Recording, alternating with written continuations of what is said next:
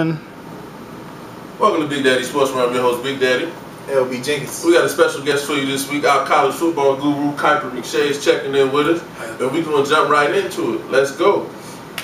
Where should Peyton Manning play next season? Let the guest start. If he has his way about it, the way I feel, I guess the best place to play would be back at the Colts. Really? Back at the Colts. I mean, where else is he going to go? He's going to have to learn a new system anywhere. At least he can do it someplace he's familiar. He has the structure around him already. Why not the Colts? You think they're going... Every coach that they've had previously has basically said the offense is yours. I don't have to come to an offensive meeting. I don't have to do nothing. Do you think Chuck Pagano is going to give him that kind of freedom? If you have Peyton Manning, you let him do what he needs to do. You see what he's done. He wins. He's going to have the title now. I wouldn't argue against that. He do all that winning. He do all that winning. He only got one Super Bowl. You do all that one Super Bowl. Matter of fact, they're going to let him go. They're going to start over. I think Rex Ryan is welcoming Peyton Manning next year, and he'll be a Jet. The package is already ready. I don't see him fitting in with Rex. I don't see those two egos going together. Rex has been friendly with every other teammate on the team, so why not with Peyton Manning? Just because if Peyton comes in, Rex is no longer the personality of the franchise. It's now about Peyton Manning and a Super Bowl or bust. And that changes the dynamics of that already crap locker room. I'm not buying that one. I think the perfect situation for a Peyton Manning, who I feel if he come back is going to be limited, is to go to the Bay and work out with Jim Harbaugh and the 49ers. You got a weak division, a great defense, a solid running game. You don't have to carry the load. So if you can go in and work with Jim, I think that's the best case scenario for him. I think the writing's on the wall in Indy. It'd be great for the league if he could come back. I just don't see him coming back. Oh, I don't think he's going to be coming back to the Colts. But if he had the best situation, it would be the Colts. It would be the Colts uniform. Well, that's what everybody would want to see, but unfortunately, I don't think that's going to happen. All right, this week, Joe Flacco's agent came out and said, if it's about wins and losses, he should be paid as a top 5 quarterback. None of us believe he's a top 5 quarterback, but what is my man Joe's worth? Either top 15, for sure, top 15 quarterback. If he can get paid the average of that, I think he came out on top. I mean, honestly, I think the Ravens could easily move on without him. They can find it. Wait, Replace him. We had this conversation off camera earlier. Who you bringing in that's going to do what he's doing right now that's on the market? That's on the market? Dude, Jason Campbell? Matt Flynn? Jason Campbell and Flynn and McNabb could all do what he's doing. He's not burning. Wait, time out. Hold up. This man is a drop from the Super Bowl. A drop. He played better than Tom Brady. And you telling me Jason Campbell, who last time I checked is a mediocre quarterback at best, is going to come in and do what he's doing? 4 playoffs all 4 years. Joe Flacco had the benefit of awesome defense. No one's arguing that. Leaders, all of that. Had Jason Campbell had that same advantage?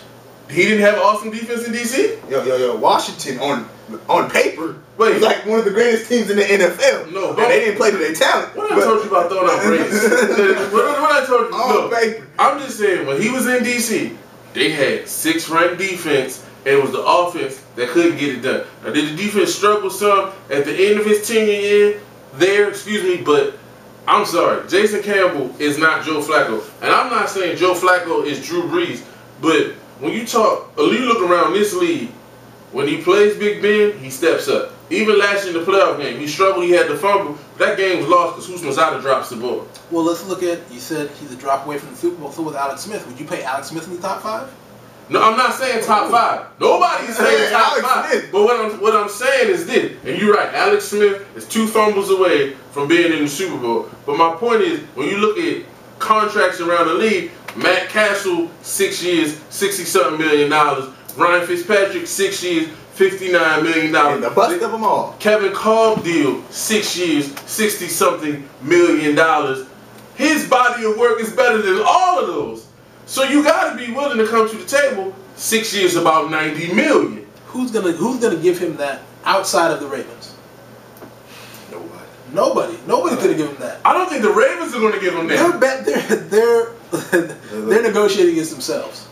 35 guaranteed. Give the man $50 million. So you telling me Jason Campbell comes in and that offense has the same confidence that they have in Flacco?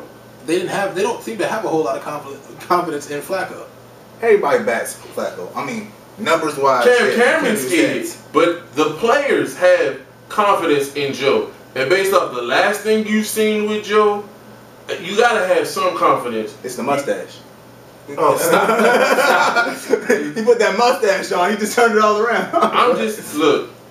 If you talk, his resume is better than that of Jay Cutler. His resume is better than Matty Ice. It's better than Josh Freeman's. It's better than Sanchez.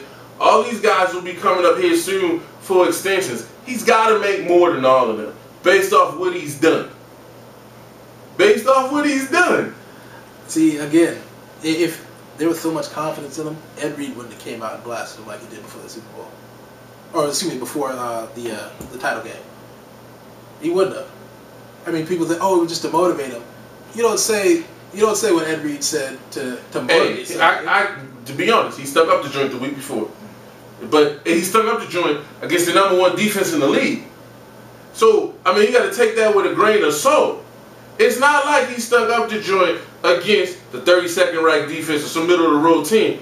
Houston is the #1 defense in the National Football League last year, and he struggled. But the whole offense struggled. Ray Rice didn't run the ball either. My opinion is, I mean, you're negotiating against yourself. I agree with all, but all I'm saying nobody is else wants him. No one else wants him. But all I'm saying is, who can come in and do better than what he's doing? That's available. I don't think he's going to. And I think if he go better, I just think that there's guys who can do what he's doing. And time out, you say no one else wants him. If he's in the Cardinals uniform, you ain't telling me he's not better than Kevin Cole and John Skelton? He's not an upgrade? Barely. Barely still an upgrade. Barely. I mean, granted, yes, it's an upgrade. Right now, he's better than Carson Palmer, in my opinion. But even if he leaves, he has to learn to do offense now. He has to learn. He has to start from scratch again. And you're going to get, second year Joe Flacco. And he wasn't setting the world on fire when he was in the second year. Look, they have to pay the man. He knows the system. They have to pay the man. If they franchise him, they're going to be paying him again. That's why they won't franchise him. So it's $16 million. You have to pay the man. Come up with a contract. To me, he's proven it.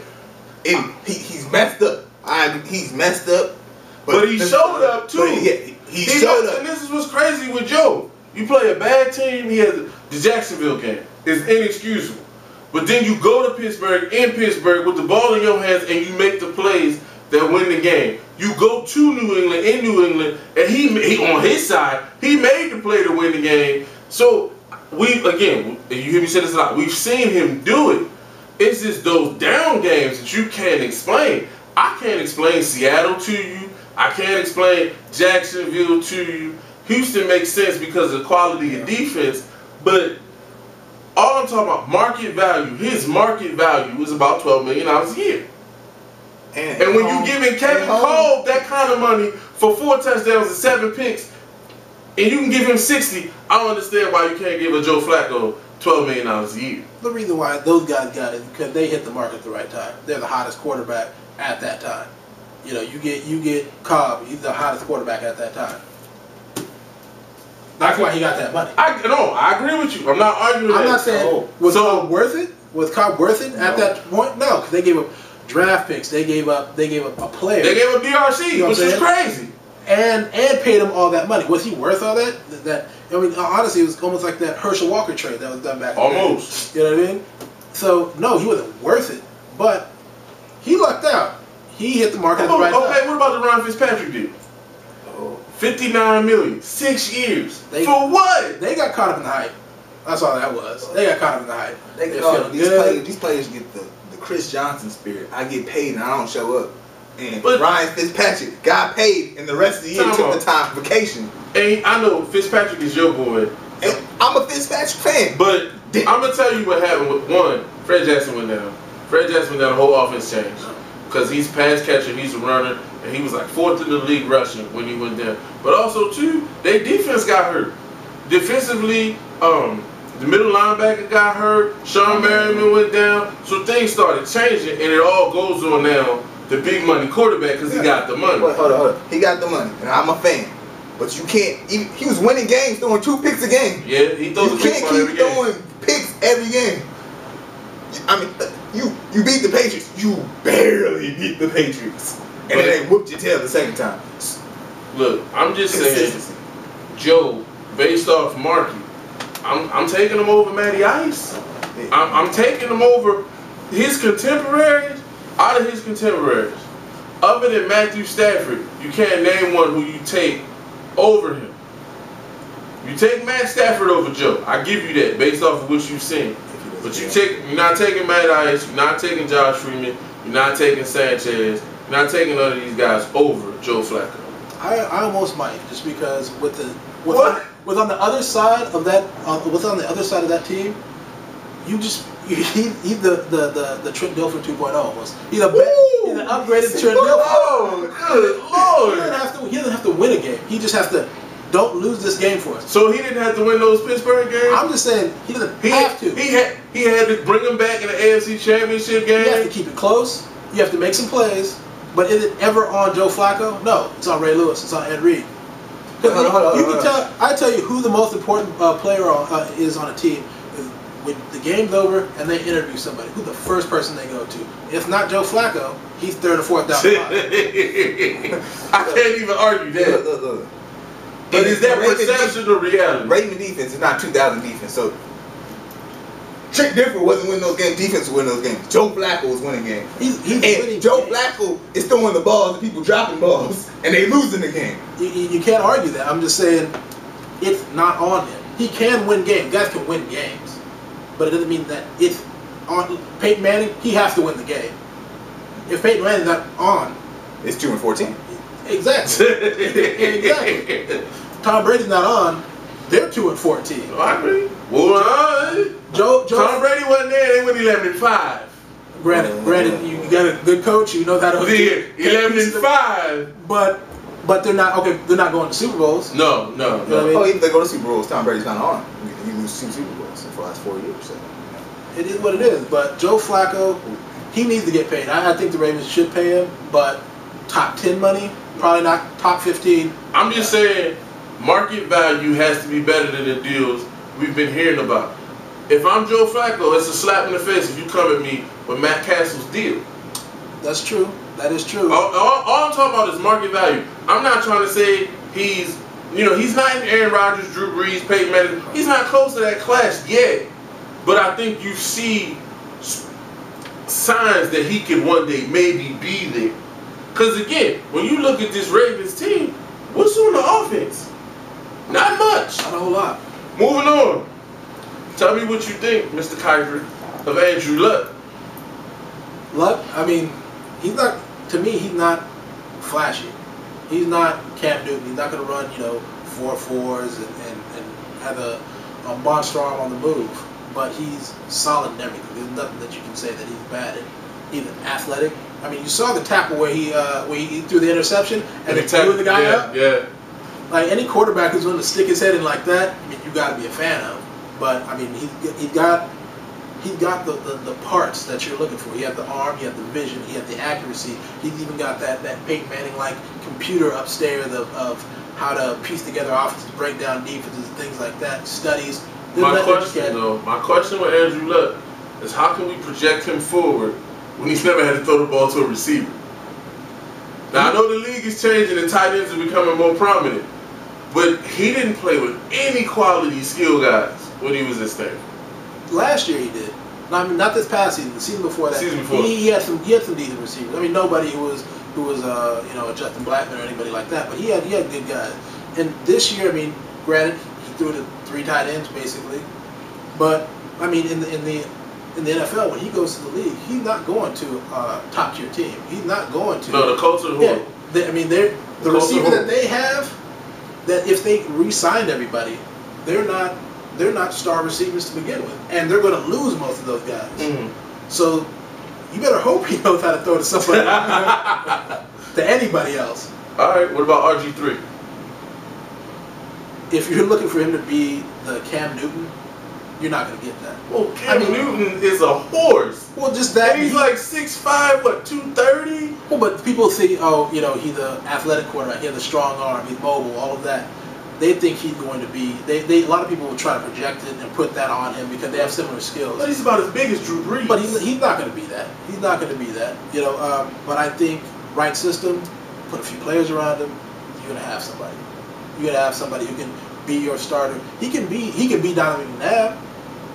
He can be, and I wouldn't kick Donovan McNabb off my team. Mm-hmm. I think that's what you're looking at. I'm looking at RG3, and I'm scared for RG3 because I got a feeling he's going to fall to the Browns, and that's not a situation that helps him or them. You got a system that ain't got nobody. I mean, yeah. Peyton Hill. That coverage is barren. No wide in Cleveland. Joshua Cribbs your best wide receiver. He's not a wide receiver. Exactly. Yeah. And that's the reason why they're looking for another quarterback, because they're trying to say that Colt McCoy is not the quarterback. Colt McCoy could be the quarterback, if but you give him something to help. He's the best player in your offense. Him and Joe Thomas are the best players in your offense. And Joe Thomas, Colt McCoy, as we call him, Baby Favre. Baby Favre makes plays in fourth quarters sometimes. It just takes them a while to get started. I saw Baby Favre be clutch last year, but again, the wide receivers are inconsistent. The running game was non-existent. If you put RG3 in there, that bust label is going to come out so quick because there's no help. Exactly. And I don't see them needing to go quarterback so early. It's hard to pass up what people will call a franchise quarterback when you're sitting at 2, he's staring at you, you're staring at him, his agent's calling you. Why wouldn't you take him? But you need so much more. If they went Justin Blackmon there, granted, I think that's a little high for Justin Blackmon. He's a top 5 talent. Blackman's going 2. He's going 2 to the Rams. The Rams kind of have no choice but to take him. Well, see, they have that, or they need a tackle. Jason Smith bombed out at left tackle, moved him to right tackle, got injured. He's actually going to get cut. He's getting cut this offseason. So the kid out of USC. So Matt Khalil, who's super athletic, little raw, but super athletic. He's the reason why. Who's the kid that went to Dallas? Tyron Smith. Mm-hmm. He's the reason why he moved to right tackle. It's because Matt Khalil. Matt Khalil's, if they're smart, they take him. It's not flashy. It's not going to be someone for Bradford to throw to, but it's going to keep him alive. He's not going to turn into the David Carr where he's getting sacked almost 70 times a season. So okay, if the Rams take Matt Khalil, where does Blackman go? You want Blackman to go to the Browns? If I'm the Browns, I want Justin Blackman to follow me. That's where I would hope to see him go for his sake and theirs, because he's gonna be their everything. You know? You got Blackman there, or I've been saying Browns take Trent Richardson. You need help because Peyton Hill is his bust. Hart's is good, but he's not no starter. He's your starting running back. He's a third down running back. So I think you put Trent Richardson there, but they need help on offense. I think Colt McCoy is a solid quarterback. Get him some help. The problem with taking Trent, though, and I hate to do this to running backs, but they almost a dime a dozen. So to jump at one in the top 5, he better be Adrian Peterson. And I ain't seeing that in Trent. Now, I think Trent is every bit as good as Ingram was. And there's no question. Now, you haven't seen the best of Ingram yet, by the way. You have not seen the best of him. But to take him top 5, I ain't seeing that. Trent Richardson has a higher grade than Ingram did, by far. People are saying he's faster, stronger. Well, he is fast. He's more durable. He's fast. He gives you the option of kick return ability. He's a better receiver. He's a better blocker. He has everything that you would want in a back. Some were calling him the best back since Adrian Peterson. And the one thing he had that Adrian Peterson doesn't is he had the durability. Adrian Peterson was injured from high school. Well, he was injured in college, kept hurting his shoulders. He couldn't stay on the field. You haven't seen anything like that from Trent. He had that little bang up, but that was it. Mm-hmm. That was it. I would say most likely you're gonna probably see him go to the Bucs at 5. Garrett, Hunt, and Trent Richardson. Garrett, you see his running style. You see Garrett's running style. That's not a running fair. style. Exactly. But that's the running style you can't keep up. No, you can't do that for a long period of time. You'll see him turn into Brandon Jacobs. Start all of a sudden bouncing outside. You're 260 pounds. Why are you bouncing outside? Run behind your shoulder pad. Trent Richardson can do that. He's gonna do that, and he can spell LeGarrette. You put that rotation in, good receiver, blocker, everything. Now, don't the Bucks need a wideout though? Their skill position, they got Mike Williams out of Syracuse, who's a nice fine late, but he's not a one. Don't they need a one on the outside more than they need a running back? They have options because they're under the cap. They're under the cap by $60 million. Yeah. Yes. And there's Vincent Jackson who's coming out. You have Colston. You got Vincent. You got Deshaun. You got, if you want to go cheap, you got Larry Robinson out of Dallas. I mean, that's Dwayne 11 Bowe. touchdowns. You got Dwayne Bowe. So it's wideouts out there. I hear what you're saying. And Bowe's from Florida. Would love to go home, I'm sure. Of course, they all want to go home. You know what I mean? So there's options. If you have Trent, and then you can add Vincent Jackson, Robinson, Bowe to that mix, you went from the bottom of the barrel. Now your offense is looking like something. The offense looking like something. They do need to address their defense though as well, because they getting old. They're getting old. They're getting old. They're getting old in the secondary. Yeah, they need a corner. It would be a little bit of a reach. Well, actually, it'd be kind of a big reach if they miss out on like Claiborne. If Morris Claiborne, they would love to have somebody like that. And that would be the other option I would see them going with is to add that, because Barber he's almost done. Either that or you're gonna have to move him to safety. He's got to go to safety. And last year he was almost playing linebacker. He looked like Charles Woodson in Green Bay. He was in the box most of the time. I can't have you on without asking you about the Cardinals. What do the Cardinals need to do? Cardinals need to address the offensive line. If they were worse, they'd be in a better position. They'd be in a better position to go get the kid from Iowa, Reef. Let's see who else, or even Martin from Stanford. The one knock on him is that he tends to bend a bit at the waist, which is obviously bad for left tackle. Yeah. But his athleticism is off the charts. That can be coached, though. Yeah, you could move him, and he's not a massive guy. Cardinals are always trying to get massive left tackles, and those guys are notorious for not bending at the knees, not being quick, those sort of things. If they could get Martin, though he's been moving up the boards, and I think after the combine and after pro days he's going to move up higher. He'd probably be he'll challenge for the second tackle to be taken. If they can't get him, DeCastro from Stanford, the guard. He's the #1 guard.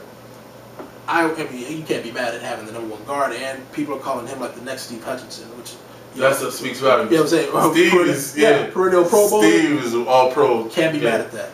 Do the Cardinals have their quarterback on the roster? That they're going to play? Yes, they're going to play with one of those two guys. People are talking about Peyton Manning. Peyton's not coming. It's going to be one of those two guys that are going to. Should they sign somebody? No, they're not going to get. They're not going to get anybody that's going to answer any questions from this season. Either you're going to scrap the two guys that you got, or make one of them the backup. You're not making call the backup, so you have to either cut him and keep Skelton in the backup. But I got to ask you this: the Saints haven't signed Drew yet. If it hits 12:01, do you call him? Of course. Of course, you go out and you turn over all the rocks. You ask all the questions. You see what you can do. You kick the tires on Peyton. You kick the tires on Drew. But the Saints aren't going to let him go. If it gets to free agency and they ain't signed him, somebody's coming. Miami gonna offer him that money. They're gonna offer him. And that owner in Miami is bringing armored trucks to houses trying to get people to come to Miami. So if I'm the Saints, I don't let that happen. One more question. Matt Flynn, do you trust it? It's really 2 games. Do you trust what you've seen with Matt Flynn? I mean, you'd almost have to. For a team that's a star, or a league that's a star for quarterbacks, as the NFL is, if you have the option to get a guy who you think can be that guy. I mean, you got to remember, Matt Flynn was a good quarterback at LSU. He was alright. He was a good quarterback. But he was alright. But he wasn't lighting the world on fire. But they also don't run the off. They don't run the offense. I agree. I'm just saying it's 2 games. It's 2 games. It was a so-so game versus the Patriots, and a great game against Detroit, who didn't have defense. So I like him. But this guy Scott Mitchell written all over it. He does. He does. They got Scott Mitchell written all over it. He can be that guy, but you look at somebody like him going to the Miami Dolphins, offensive coordinator from the Green Bay there. They have a couple of receivers. They have Brandon Marshall. They have a decent team. They got Marshall. They got Reggie Bush coming up. They got Beth. They got guys. They got guys to put with him. I like Brandon Marshall, but them other guys aren't Jordy Nelson. They aren't Donald Driver. They aren't those guys. All those guys are 2s and 3s, except for Driver. Now Jordy should be available. Yeah. So I'm just saying, and pair him with Brandon Marshall. Pair him with Brandon Marshall. You got something. Okay. Next up, just gotta throw this NBA in here real quick. Jeremy Lin. What do you think of Linsanity? I'm in the Linsanity. I'm a part of that. He seems like he's willing to do whatever it takes to keep that position and keep the team winning. More importantly, you get a guy who's that hungry, that driven. Because he could have gave it a long time ago, but he's that driven. He's going to do whatever it takes. He's willing to make those plays. If I have to take less shots, I'll take less shots. And you saw it in the game, his last game. Yeah, the 10-point game, 13 assists. Yeah. He's willing to facilitate. I think he wasn't born to be a true point guard. He was born too. But he fits D'Antoni's system. Exactly. I gotta apologize to Melo. Last week said Melo was gonna come back and make this bad. Then you find out Melo's the reason why the kid's playing. So if Melo wants him to play, he understands that the ball's going to have to move and he's going to have to run more plays. I think he's comfortable with that. The Knicks want to win. Melo wants to win, and he didn't come home to New York to go out in the first round. What do you think of Linsanity? I think Lin works. As long as Melo comes back, he's strong, and everybody's getting the ball, everybody's playing a role. The Knicks is a good team. Then Tony saves his job, and we can see him going a long run in the playoffs. Also, the Knicks just signed J.R. Smith today. That's another shooter. It's another explosive scorer. These cats coming back from China. If J.R. Smith come back looking like Kenyon Martin looked for the Clippers, Kenyon Martin looked like New Jersey Nets Kenyon Martin. Other than that, he was jumping out the gym. I don't know what's going on over in China, but they doing something over there. J.R. Smith coming back. Hope you enjoyed the show. Say what's up to our guest, Kuiper Miche. Hit him up on Facebook. Hit me up on Twitter at BigDaddie6. LB Jenkins at Light Bright J. We'll see y'all next week.